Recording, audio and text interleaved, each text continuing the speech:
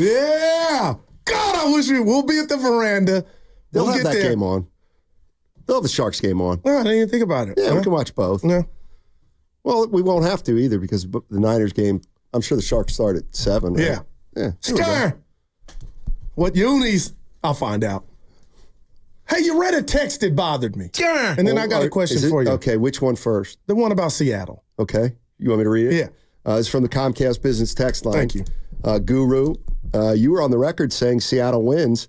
Now you're in Prize Picks saying the 49ers win. Take the 3.5. Go. Okay. Hold on. So which is it? LOL. Posy in Pleasanton. First, all black voices don't sound alike. Warren Moon picked Seattle. I never picked Seattle. I picked the Niners, and that's what you got from me. You didn't hear me say Seattle can't win this game, and I don't believe they should, but I'm glad you read that, Steiny. Warren Moon picked Seattle.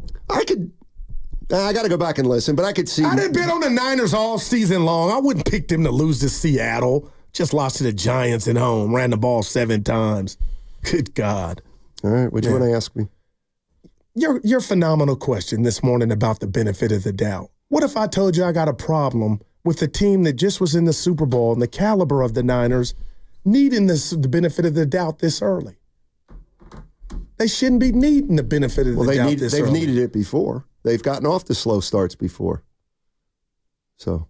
Yeah, but not with this $30 million receiver and a hotshot quarterback. Well, they're even better now. So. We'll get in the end zone tonight. It starts tonight. I was just saying, damn, we need the benefit of the doubt right now. But the fact of the matter is the way they're playing, they do. Apparently so. Let's go to Mad Dog. Mad Dog's in San Mateo. Let's get us going. What's up, Mad Dog? Hey, how's it going? Going well. Good, Steiny. Yeah.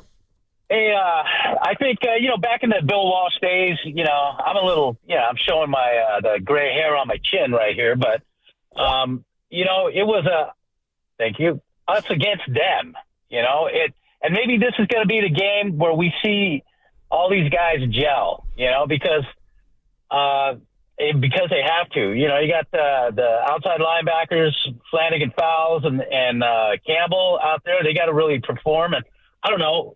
I just think this could be it. Maybe the preseason is finally over. I don't know. Yeah, I could see that.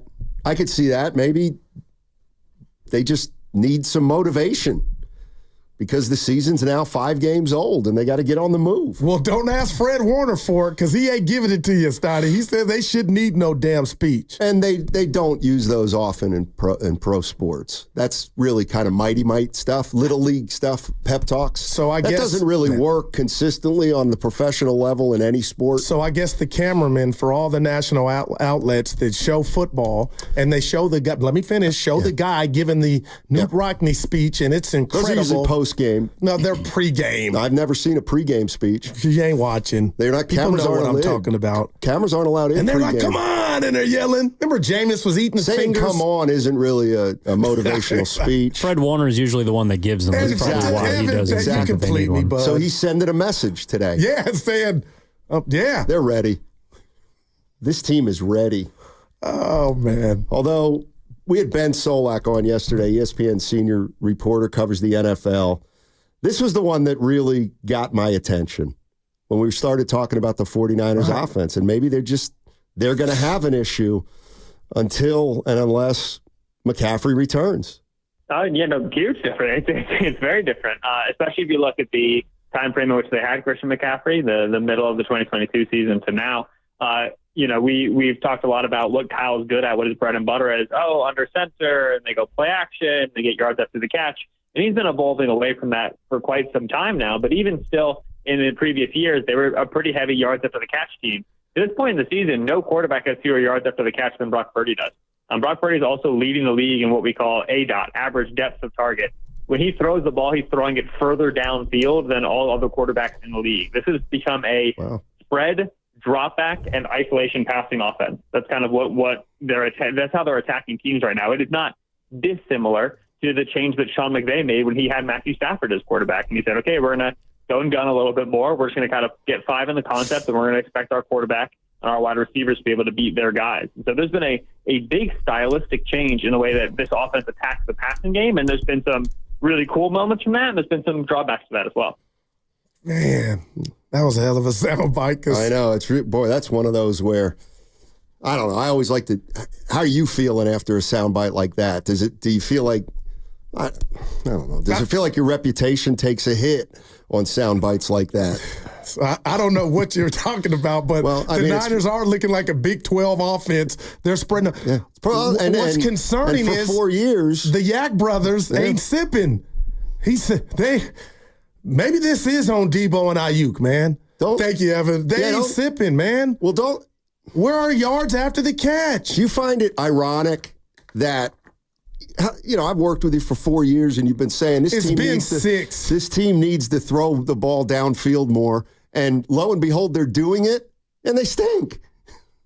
They stink. They stink. Yeah. They're 2-3. Get back to the running game. You know what? We overvalued these position players. I mean, we paid Ayuk like a number one. He's a 2.5. Nah, not yet. Not yet. I'm still not off the wagon. 49er fans, what do you think about that? Yeah, quietly, Debo. You need to start producing, man. It's Ayuk and Debo. Here's the other thing. Damn. Listen to the beginning of my main man Ben's, because I said, hey, is this different? Is a little offense a little bit different? Huge different. It's very different, especially if you look at the time frame in which they have. So he's saying he laughed. Well, of course, it's much different, Steiny.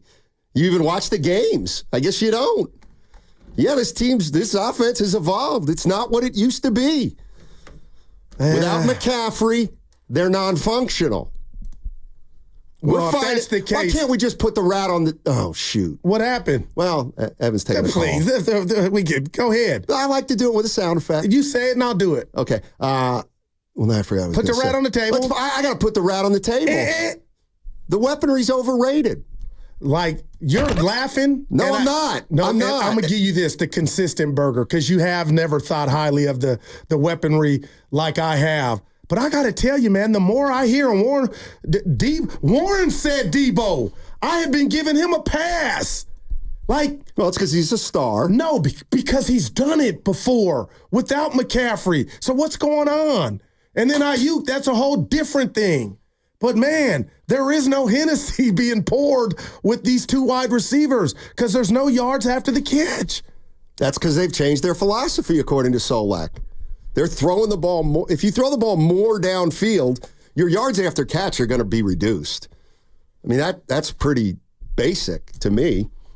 You throw a ball to a guy out of the backfield and he gets 20 yards, well, that's 20 yards yak. And what you throw it You throw it down to Ayuk 16 yards down the field, he catches it and gets tackled, that's 0. Well, I'm not saying it's bad. I'm just saying Ayuk's 53-yarder. What was it, 15-yard pass? He turned the corner and went 35 more yards. That's 1. But no, I'm saying it can happen that way. So we saw Ayuk do it that way. Let me ask you this. Do you think the 49ers right now are explosive? Now, I don't. I can say it. I don't think they're very explosive. Get the win because we've got 5 games of non-explosive plays. But, Steiny, I don't think you would have your chest out before the season started. 4-1. No, before the season even tipped, we thought they were explosive. They are. That's the only thing they are. I think that's what Solak is saying, is that they get chunk plays, they get big plays, but once they get backed up, they don't convert. The only plays that they make are explosive plays. I call an explosive play like what gets you into the end zone. To me. I mean, it was an explosive play. Ayuk's 50-yarder. Right. Even I don't care how he got it. He got 15 and ran for the other 38, but it's still 53 yards. That's fine. But those are kind of an anomaly to me. Maybe I'm wrong.